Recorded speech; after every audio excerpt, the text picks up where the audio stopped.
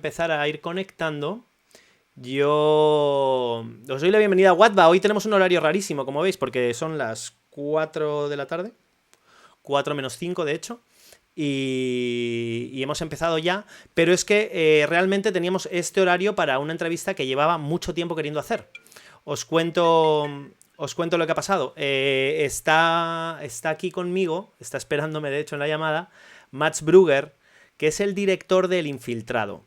Para los que no estéis al día de qué estoy hablando, El Infiltrado es una película, un documental que se ha hecho sobre Corea, en el que Mads lleva trabajando 10 años, gracias a que un topo, le dice que él nos va a contar mejor la historia y lo vais a ver si veis el docu, que os lo recomiendo, está en Filming, por favor, que está dispuesto a infiltrarse en unos grupos que hay de amigos de Corea, repartidos por todo el mundo en varios países. En este caso ellos lo hacen en Finlandia, creo que es, ahora me lo confirma, y acaba escalando en el partido y llega a sentarse en mesas de negociación para hacer compra y venta de armas a nivel internacional con una persona que es muy familiar para el público español, que es Cao de Venós, como uno de los negociadores, de las caras visibles del partido. Esto que escucháis es el teléfono de Mads, que está esperándome, así que no voy a esperar más, quiero darle ya la bienvenida y así podemos empezar con la entrevista, porque nos concede justo una horita, que es lo que tiene de tiempo. Hoy la entrevista va a ser en inglés, voy a interrumpir muy poquito para traducir, pero por favor, cualquier duda que tengáis, ponedla en el chat. Y probablemente haremos otro día en el que yo volveré a revisar esta entrevista y os la iré traduciendo mejor, ¿vale? Para que todos tengáis tiempo. Así que, sin más dilación, vamos con Mads. Welcome, Mads. Now you are online. Hola, ¿qué tal, Rodrigo? Great Spanish. Very happy to meet you. Happy to be here. Same here. Same here. First of all, as I said before, thank you so much for your time, and thanks for the documentary. That's quite a bold thing you have done. Let me start by asking you, for the people who has not seen the movie, how did this project start, and how long did it took for you to release it? Well, a long story short, this film took us approximately 11 years to make. Between 10 and 11 years. Between 10 and 11 years. Yes, if you include the post-production. And it all started because of this mole. His name is Ulrik Larsen. Ulrik Larsen, and he is the one who contacts you because he has seen your first movie, which is The Red Chapel, right? Yes, he saw the Red Chapel, which he found to be a source of inspiration, and so he reaches out through Messenger and suggests that he should continue in my footsteps, knowing that because of the Red Chapel, I can no longer go to North Korea because I am a persona non grata in Pyongyang. I am not on the positive list anymore.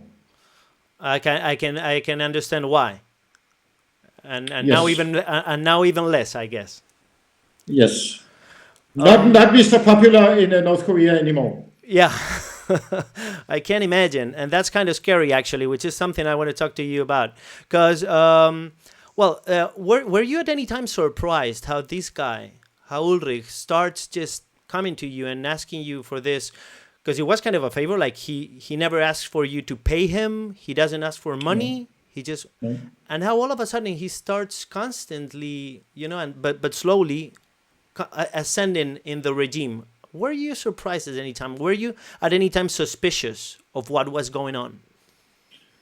Well, as a journalist, I get contacted by all sorts of people, and I'm generally, open to all sorts of suggestions. You have to be as a journalist. Initially, my expectations were, quite small. I was expecting that Ulrik Larsen, who is a retired chef, living on government allowances, that he would lose interest, that in the long run, this would become boring, because going to meetings with the Danish North Korean Friendship Association is, not that exciting, to be frank with you. It's a bunch of elderly nerds who drink beer and salutes the Kim regime. But he proved me otherwise. He, as it turned out, he has a lot of stamina, and he just kept on going. And I thought, this is costing me nothing. I also told him right from the get-go, I will never be able to pay you any money for your services. This was costing me nothing. So, I was just thinking, let's see what happens. But he actually gets up to his promise, and he goes from that, as you say, from that bunch of just nerdy guys who seem to be enjoying the role as, as friends of the regime, getting up to meet some very popular and important people there. Yes. The first turning point is when he goes to Pyongyang, because of him being in the board of the Danish North Korean Friendship Association. So as a political envoy, he goes to Pyongyang. And whilst in Pyongyang, he meets the president of the International Friendship Association, the KFA, of fellow Spaniard, Mr. Alejandro Caudebenos. Which is something I really want to talk about. Yeah, so when Ulrik Larsen comes back from Pyongyang and tells me that he has met Alejandro, that gets my, metaphorically speaking, my clock ticking, because I met Alejandro when I was in Pyongyang during my first visit there back in 2006. And so I'm thinking, if Alejandro Caudebenos is involved in this, it could be interesting. Well, as I said, I really wanted you to talk about Caudebenos, because that's a funny. What happens with this character here in Spain is that pretty much he's been treated as a clown. People just invite him to entertainment shows, and he's like this funny guy who, for some reason, is amazed by the DPRK. But he, in your movie, he is pretty much the bad guy. Yes. And as a powerful person too. Well, initially I made the same mistake. I was also thinking of Alejandro as a, buffoonish figure. The idea that people of power in Pyongyang would involve Alejandro Caudebenos in, serious business seemed very remote to me. And later on, when Alejandro Caudebenos begins pitching to the mold that he should source for investors, and furthermore, proposing investments in arms and drugs, I still, clung on to the idea that Alejandro Caudebenos is,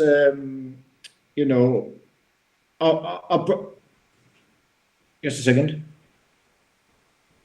Is a,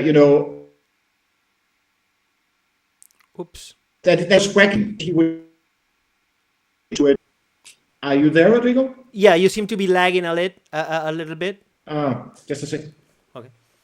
Right where now. Did you lose me?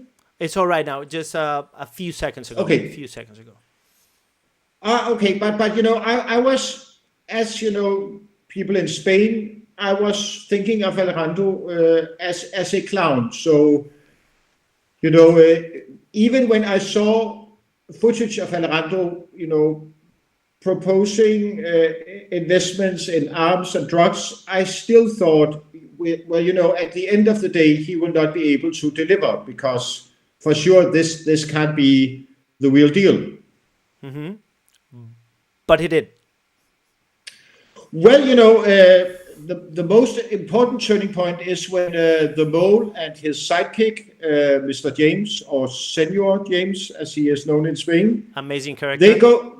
They go to Pyongyang, and suddenly they find themselves in a meeting in a basement with heavyweight people from the regime, people of industry and of power, and people with ties to the North Korean intelligence services.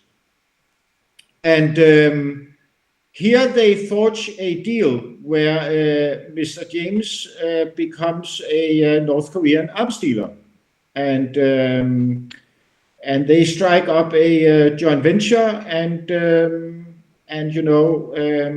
goes back to Europe. So everything Alejandro promised became true. Which in my mind suggests that Alejandro is actually quite the opposite of a clown. He is to be taken, understood at a serious level, and also as a quite dangerous person, I think. Let me recap a little for our people in the audience here. Just one second, sorry. Como decía, bueno, bienvenidos a todos los que os habéis incorporado después a la entrevista con Mads Brügger. Estamos hablando de la peli del Infiltrado. Y ahora ya hemos llegado a uno de los puntos importantes, sobre todo para los españoles que hemos visto el docu, que es la figura de Cao de Venus. Que Cao de Venus es un tío que nosotros, es lo que le decía Mads, lo tratamos como al payaso de la tele, pero que en la película vemos que realmente es un tío con influencias bastante serias en Corea. Y de hecho es el tipo que de alguna manera empieza a poner a negociar compra-venta no solo de armas, sino de fabricación de drogas, que yo creo que es de las cosas que más me sorprenden del documental, con players realmente importantes dentro del régimen. Esto es uno de los motivos por los que a mí siempre me ha parecido mal que se blanquee a la figura de Cao de Venus y la de Corea, que ahora es otra de las cosas que le quiero preguntar a Mads y que me cuente desde su experiencia, que es hasta qué punto es tan terrible lo que está sucediendo en un país al que no tenemos ningún tipo de acceso y del que no se puede saber nada. So Mads, are you aware that Cao de Venus actually answered to your documentary, I guess? And yes, I am. He claims that everything is staged and heavily manipulated, and furthermore that he is acting himself, and that he was aware of the recordings being made in secret, which is absurd, but I am aware of that. Yeah, I guess he's capitalizing on the environment of fake news that we live, where it's easy to say anything is fake because nobody knows what is true anymore. And I guess that's what kind of his leverage. But it's an absurd proposal because if that is true, I would argue that it makes my film even more interesting. Yeah. And furthermore, if that is true, I'm sure that is not a memo which Alejandro sent to the North Koreans, because I'm sure the North Koreans were not aware of Alejandro play acting. It's surprising to me that he's still with the regime, because that was like a major flop for him. Yeah, I can't know for sure, but I am quite convinced that the North Koreans are very angry at Alejandro Cao de Venus. I can imagine. And I was talking before to the people in the chat, and I was saying how obscure DPRK really is. We practically know nothing. You as a journalist have the experience of trying to know things about DPRK, and it's really hard to get. Under your experience, you've been to Pyongyang and you've been working on this film for 10 years. What are they hiding? How terrible is it in there? Well, we know, thanks to defectors and thanks to imagery from satellites, we do know quite a lot about the horrors of North Korea. We know that it is a black hole in the cloth of humanity in regards to human rights, that it is a criminal and murderous regime which terrorizes, vanishes, and kills its own citizens on a daily basis. You have a mass starvation going on there. It is, without doubt, the worst dictatorship in existence on this planet. We know of the North Korean Gulag camps, a system of working, deportation, and also death camps, where the enemies of the regime are sent to die. Approximately, I would say, at any given time, 250,000 people are in these camps. And it's a shop of horrors, basically. And it, in my mind, it has to be stopped in any way possible. One of the most shocking moments in your documentary is when they get to Africa. I think it's Uganda. And Yes. you see how they use African population as a tool to get their way.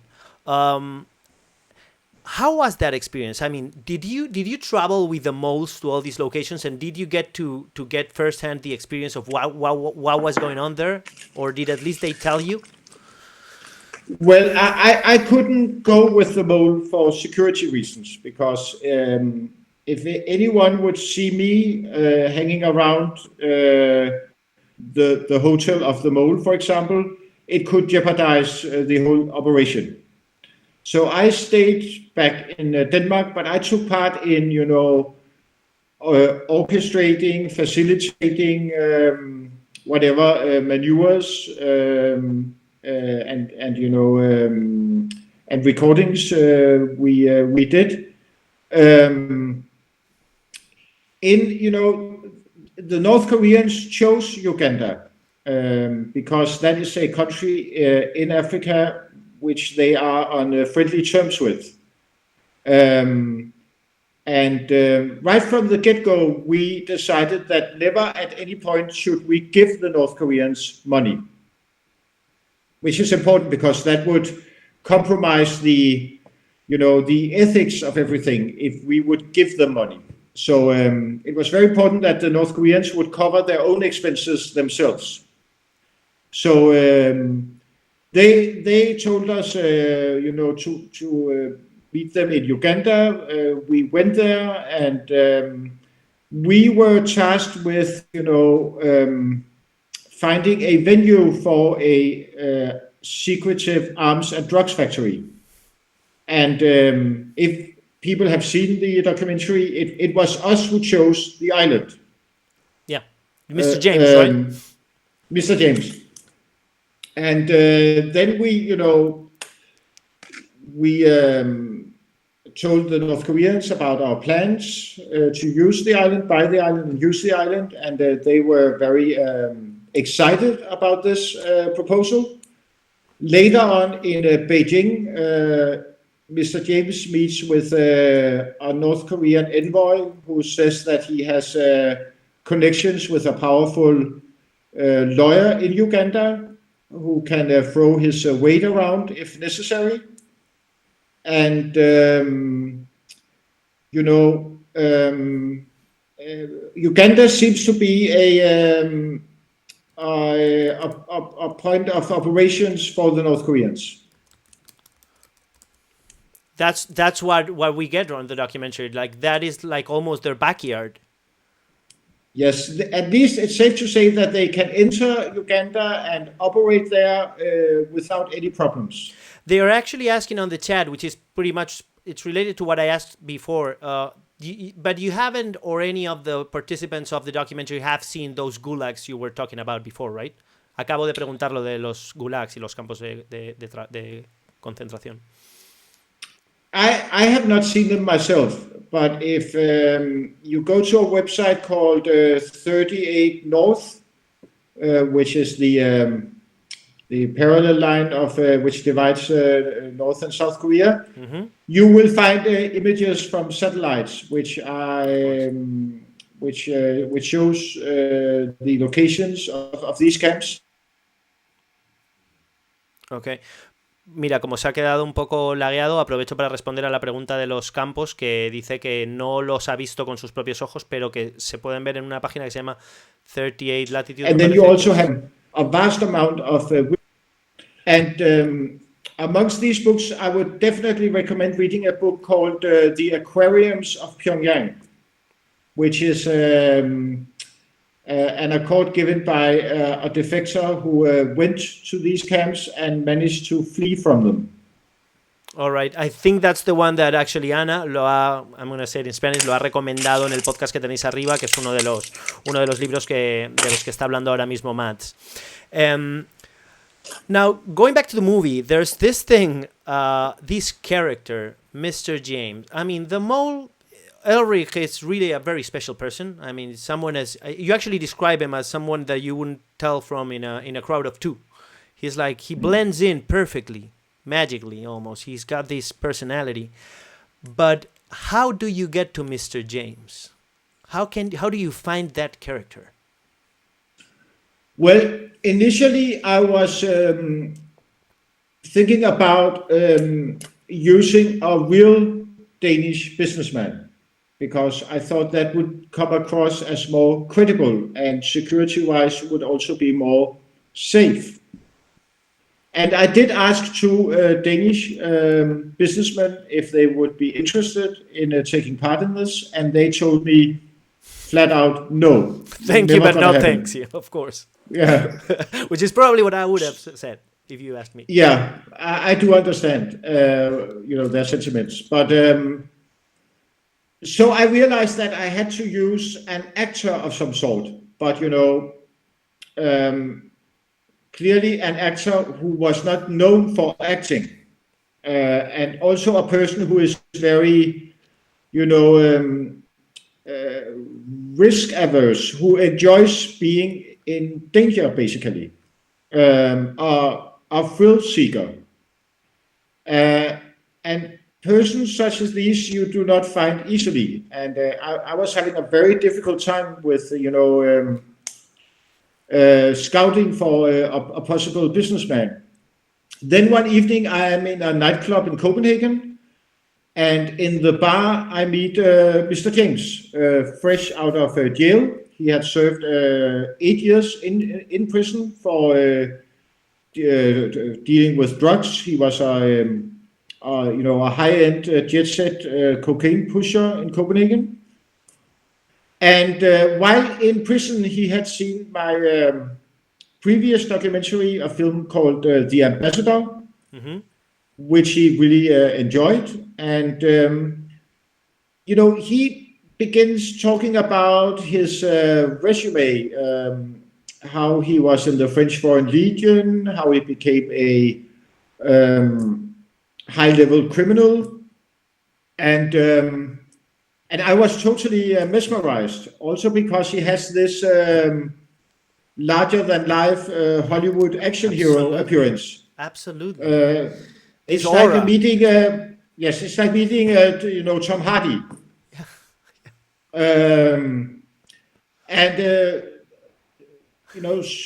Not long after, I woke up one morning realizing that Mr. James is the guy I'm looking for. So I phoned him up, trying very delicately to pitch my proposal.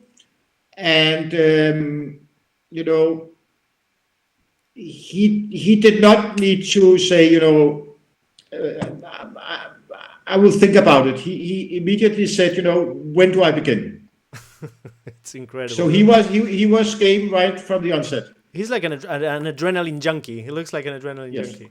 Let me translate this really fast and go back to this person, because it's really interesting. Le estábamos hablando del señor James. Para quien hayáis visto el documental y para quienes no lo hayáis visto, os lo advierto. Hay un personaje que se incorpora cuando ya está avanzada un poco la película, que va más allá junto con el infiltrado original, ¿no? Que es Ulrich.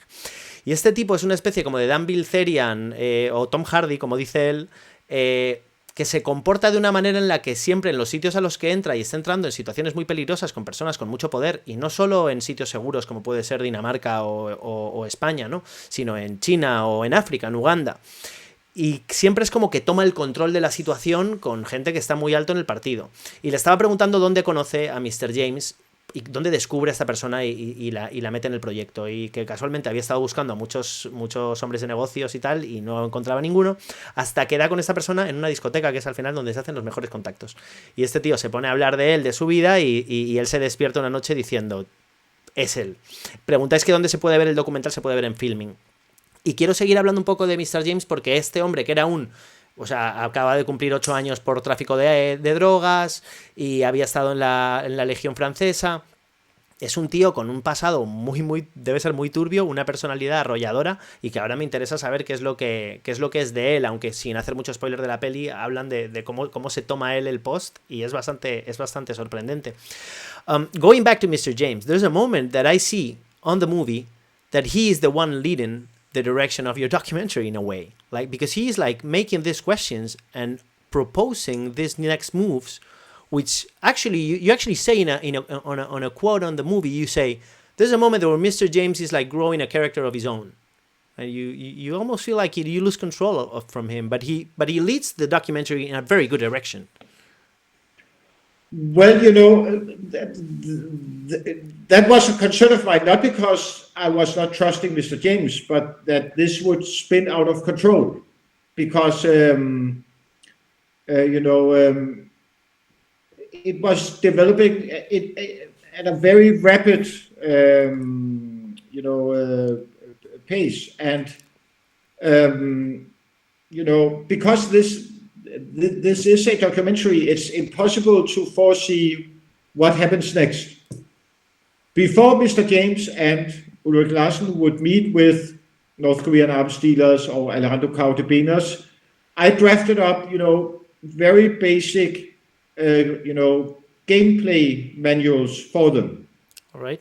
Basically, at this meeting, we should ask about this and that, and hope to achieve something in the line of this and that. And that was basically it. It had to be something they could remember and work with. But, once the tailgate drops and they are in the meeting room, it's very difficult to plan for eventualities. And there, you have to be very good at improvising, which is one of the many challenges of Mr. James and also Ulrik Larsen. Yeah, because Ulrich has a moment where he's a master improviser and nerves of steel guy, which is when he finds in this situation where Caldevinos is about to spot a mic on him, and Yes. that is terrifying. It's It is a in Barcelona. horrible moment. It's a terrible moment, and so now these guys are back to their normal lives. What's going on with them? And I wonder especially about Mr. James. Well, Mr. James is having a party, to put it short. He is enjoying life more than ever before.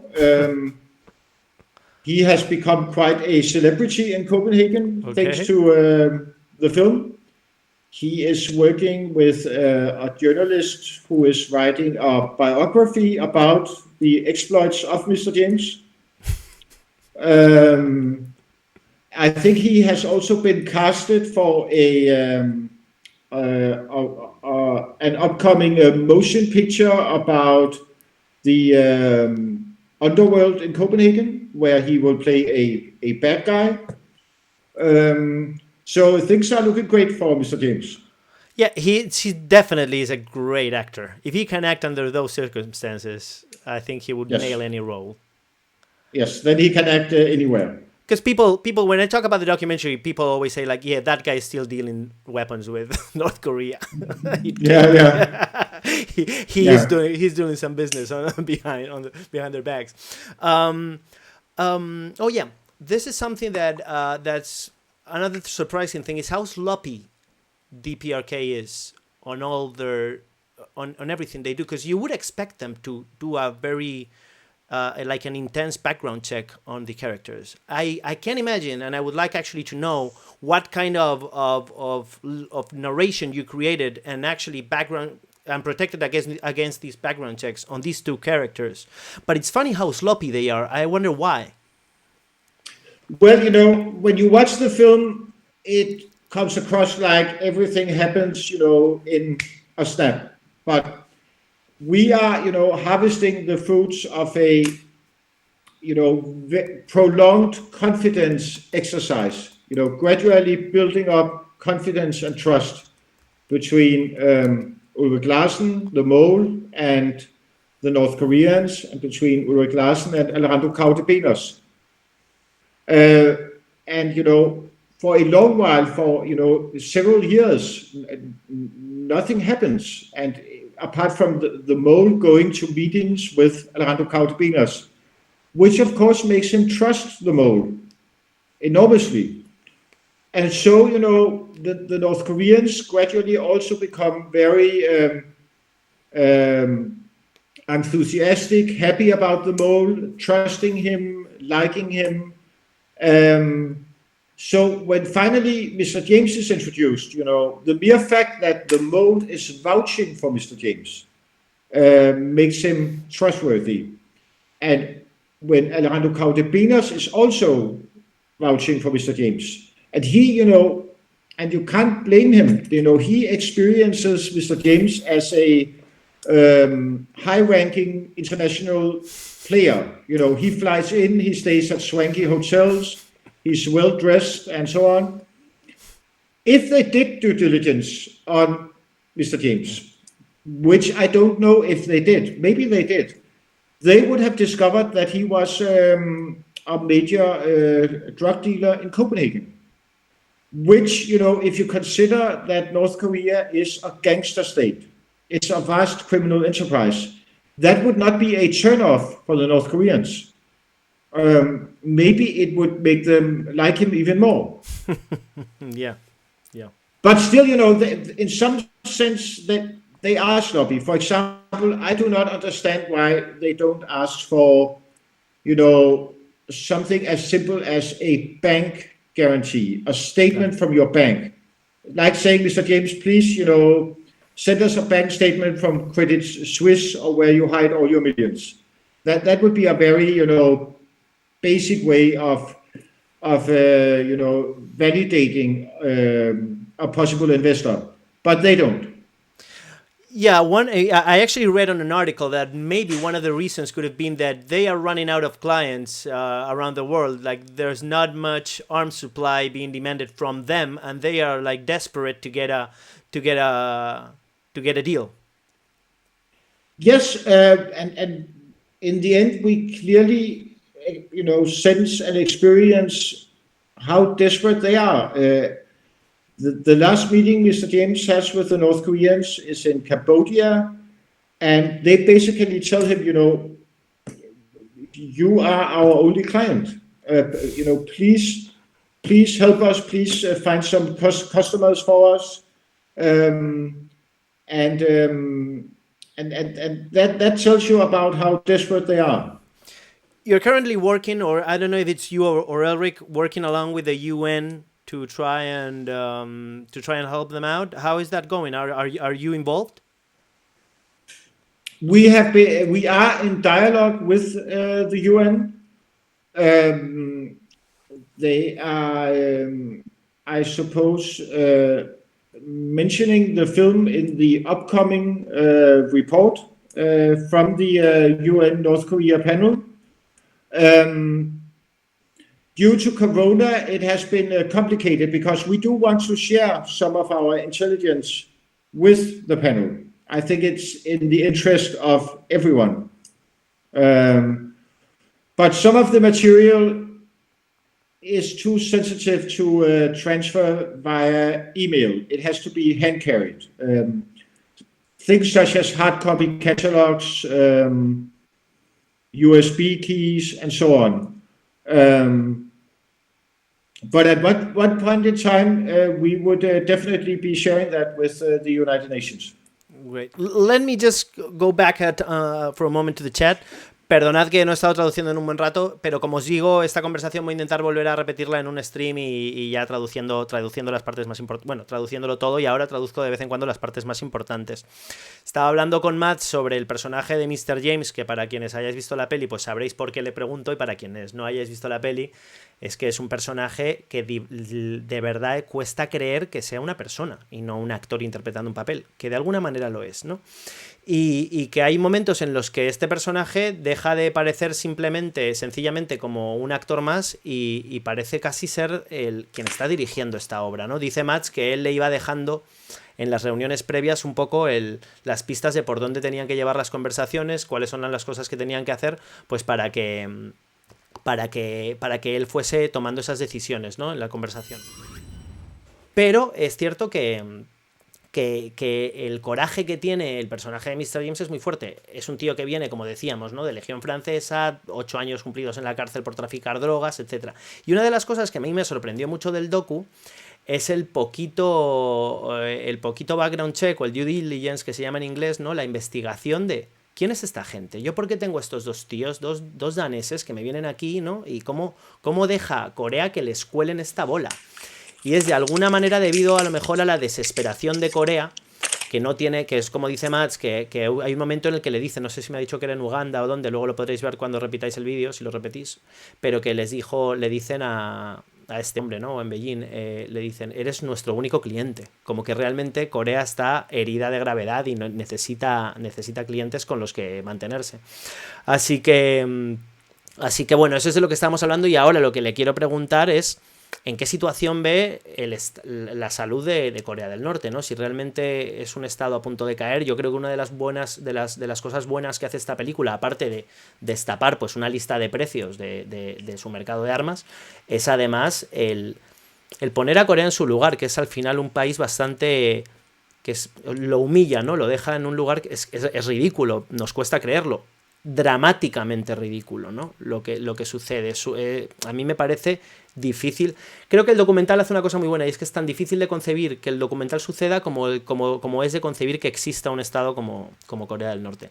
Voy a volver con Mads. So Mads, I wanted to ask you, what do you think of the status of DPRK right now? Like, is it gonna last? Can this last longer? Well, they have survived incredible hardships, and they are still, standing. Even though in the 90s, after the fall of the Soviet Union, approximately 1 million North Koreans died due to starvation, and yet the regime lingered on. These days, they are in, worse problems than I would say ever before due to COVID-19, because of the regime fearing being,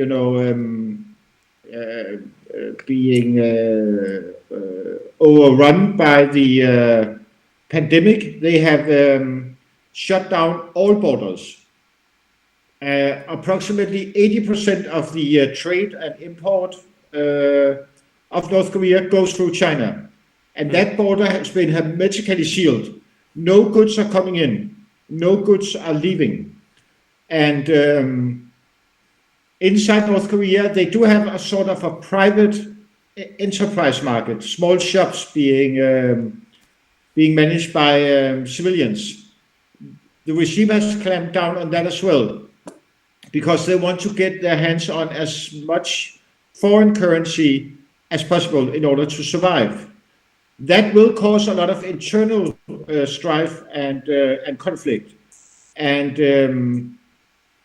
so it's quite possible that the regime is more fragile than ever before, and that Corona will be the end of North Korea. So yeah, it might be the pandemic, the thing that saves their citizens' lives in the end. Yes, you could say ironically, because of Corona, the North Koreans are, themselves doing what the sanctions imposed on North Korea have tried to achieve. Yeah. There's a moment in your documentary where there's a name given that you cannot disclose. There's a moment where this guy, who, by the way, I found on LinkedIn, which is pretty funny. I typed the name of the guy on LinkedIn. I can't remember his name. You probably remember. Al-Dasuki, the Jordanian businessman. The Jordanian businessman is on LinkedIn, which is pretty funny. Okay, and he names a name. He drops a name of an international arms dealer, and you never disclose that. Why is that? I have to correct you there, Rodrigo. He mentions a person of power in Jordan. Okay. It's because Mr. James asks, how is this possible, and do you enjoy some sort of protection since you are capable of doing what you claim to be doing? And then he says, don't worry, I am a friend of, and then he mentions a name. In my original edit, that name was in there, but because of legal reasons, we had to take it out. All right. So there's people who know besides you. Those who saw the first edit. Yes, but basically, it's because of a fear of legalities being sued by legal retaliation. A very powerful and evil person in Jordan. Legal retaliation, yeah. Yes. Because one of the things that I was wondering after watching your documentary, which is actually even more terrifying, is that up to which point the existence of North Korea is possible because of interests from other nations. Well, you do have a number of nations and people of power who are doing whatever possible to circumvent and bust the sanctions leveled against North Korea, and who thrives and makes money on doing business with the regime, which clearly is a problem. And Al-Dasuki is one of these unsavory characters. Presumably there are a great many Al-Dasukis lurking in the shadows, willing to do business with corrupt and evil regimes such as North Korea. Isn't it surprising? I guess with Al-Dasuki, there's nothing we can do. But isn't it surprising to you that Cao de Pinos just wanders around freely through Spain and through Europe, knowing the sanctions we have against North Korea, and having seen, thanks to your documentary, partly, how deeply he is involved with the regime?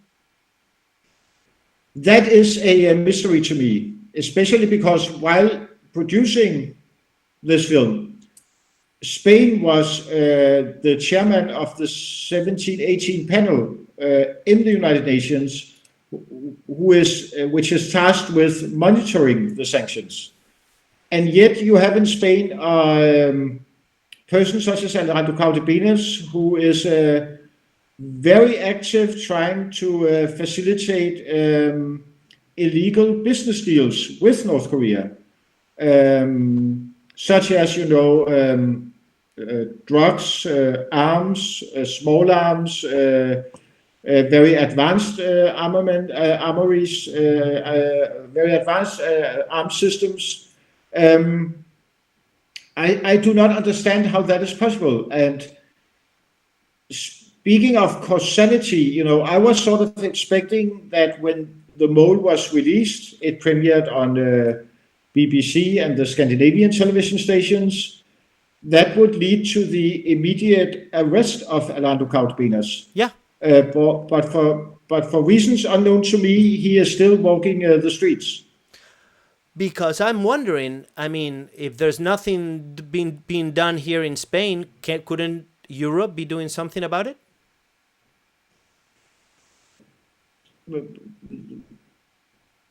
That could be a possibility. But, for example, I was also expecting that Spanish police would at least send an email, or have the Spanish embassy ask us if we could provide more documentation about Alejandro Cao de Pinos, and nobody contacted you. Nothing. That is it's astonishing. That is astonishing. Yeah. Let me go to the audience for a second. Estaba hablando con Mads Brügger varias cosas respecto a Corea del Norte, ¿no? Le he preguntado, como os había dicho que le preguntaría, sobre la salud del régimen, cómo cree que Corea del Norte está actualmente y cómo va a aguantar, ¿no? Y dice que es cierto que ha recibido un golpe muy fuerte debido a la COVID, que irónicamente dice, ¿no? La COVID está consiguiendo lo que las sanciones internacionales no han conseguido, que es empezar a herir de gravedad la economía del país. Dice que hay comercios pequeños llevados por civiles y que estos comercios pequeños están siendo controlados por el gobierno porque, bueno, necesitan sacar dinero de donde sea. Y puede que esto acabe realmente perjudicándoles. Una de las preguntas que yo le hago es si no es que hay intereses entre, pues, terceros, ¿no? Otros países, para que siga existiendo Corea del Norte. Y dice que, bueno, que sí que hay personas como el Dasuki, que para cuando veáis el documental veréis a quién se refiere, pues que son actores externos que se benefician de lo que sucede en Corea del Norte, que hacen negocios con este régimen, ¿no? Y bueno, pues que pueden estar ayudando a que esto se siga manteniendo, pero sí es cierto que ahora lo ve bastante herido de gravedad. Y por otro lado le estaba preguntando si no le sorprendió lo que ha sucedido, o más bien lo que no ha sucedido con Cao de Venos en España. Porque claro, después de este documental, para quienes lo hayáis visto, imagino que lo entenderéis bien a lo que me refiero, los que no, pues vais a flipar, porque tenemos un tipo que está abriendo y en el fondo cerrando negocios, firmando contratos de ventas de armas a nivel internacional o de drogas y no pasa nada, y ahí sigue circulando por la calle. Dice que le sorprendió dice, ya no solo que los embajadores, que la embajada de España, que la policía no nos contactase para pedirnos un poco de documentación sobre lo que estaba sucediendo aquí y empezar a tomar acción. Y es una cosa que a mí, porque el documental tiene esta cosa, yo creo, boratesca, de que por un lado es es gracioso, es como delirante, pero por otro lado te afectas, especialmente la parte de África, en el corazón, como que te hace sentir, de verdad esto sucede, de verdad hay gente que está haciendo esto. Y el hecho de que luego no pase nada, a mí me parece terrible, me parece vergonzoso. Entonces ahora quiero hablar con él, le voy a preguntar sobre cómo ve que ha sido si la repercusión que ha tenido el documental, pues a él le parece que es la que debía tener, o si se ha quedado un poco a medias, ¿no? Y ya vamos a cerrar con él porque se tendrá que ir. Vuelvo ahora. So Mads, just for starting to finish our interview, I wanted to ask you, because how do you feel about the repercussions of the documentary? I'm gonna start by sharing with you that when I saw it, and it's not because you're here, I felt like this documentary was an Oscar nominee, or an Oscar award documentary. I think the implication it has, I think everything, and the way it's narrated, because I was saying in Spanish that you combine the seriousness of the existence of something like the DPRK, but also with this comedy that you always manage to imbue in your work. But I mean, after the release of this documentary, I see that I can't see the repercussions I was waiting for. How do you feel about that? Well, it's an interesting question. I think, the use of comic relief, which I employ in my films, sometimes is counterproductive. Speaking of, being taken seriously as a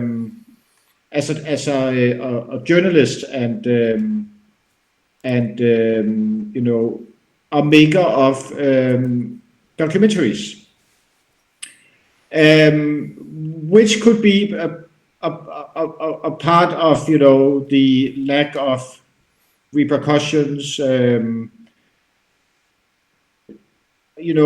Also, another thing is that what happens in this film is so out of this world. That for some people, and I do understand and appreciate if they feel that way, that for some people it makes it seem as if it's a piece of fiction or a mockumentary. Before the release of the film, we submitted a rough cut to a major film festival. That was before Corona closed down all film festivals. But the festival programmer, he initially thought that it was, a piece of fiction. And that is, I think part of the reason why not that much happened since the release of the mole. What I am happy about is that after the release, it has been heavily scrutinized by experts in North Korea and in the North Korean armaments industry, and they have fully vetted and confirmed our intelligence and our discoveries. They consider it to be a landmark documentary. They have also helped us with identifying some of the North Koreans we meet in the film, and also giving us assurance that the people we are dealing with are the real McCoy. Do we know who Stoneface is? Stoneface, at one point, according to my source, was working at the North Korean embassy in Uganda. Supposedly, he is with North Korean intelligence. The young guy who is the sidekick to an elderly North Korean arms dealer who Mr. James meets in Beijing. At one point, he was at the North Korean embassy in Syria, in Damascus, presumably connected with North Korean state security. And so on. Yeah, it makes absolute sense. That is one of the most tense seconds in the movie when they are alone together. But to finish it off, I think a game changer could be once and when the mole is released in America, because the U.S. is the main adversary of North Korea, and they are also the ones who are most concerned about the regime in Pyongyang. So once it reaches, U.S. media, that could be a game changer in how this film is dealt with. Yeah, and the Biden administration, I guess, is going to be more harsh with Kim Jong-un. Yes. Maybe harsher. And just to finish, there's this question on the chat. Do you think that being North Korea, damaged as it is now, makes it more dangerous? Acabo de preguntar lo que me habéis preguntado en el chat, lo de que si se pondrá más peligroso Corea del Norte ahora que está más dañada. Well, a volatile and fragile regime is always dangerous, especially if it has intercontinental ballistic nuclear missiles.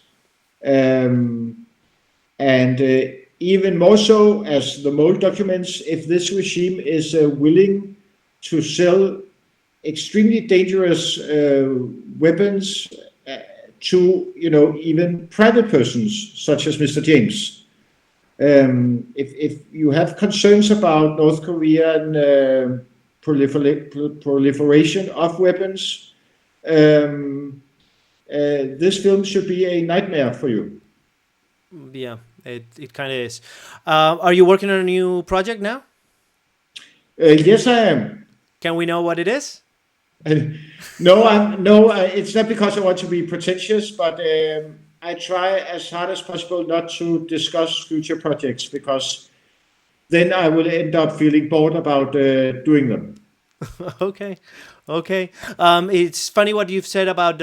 It's really insightful what you said about comedy being maybe an inconvenient, right? In the way it's received, and also on filming now they are airing. They're gonna finally stream the Jamal Khashoggi documentary, the Jamal Khashoggi documentary. I'm actually looking forward to watch. Yes, so am I. I only saw the trailer. I really want to see it. Yeah, well, I heard an interview with Peter Kafka with the director, and he was actually complaining about how come this happens and we still deal with these kind of governments. We still not act harshly enough against them, right? Yes.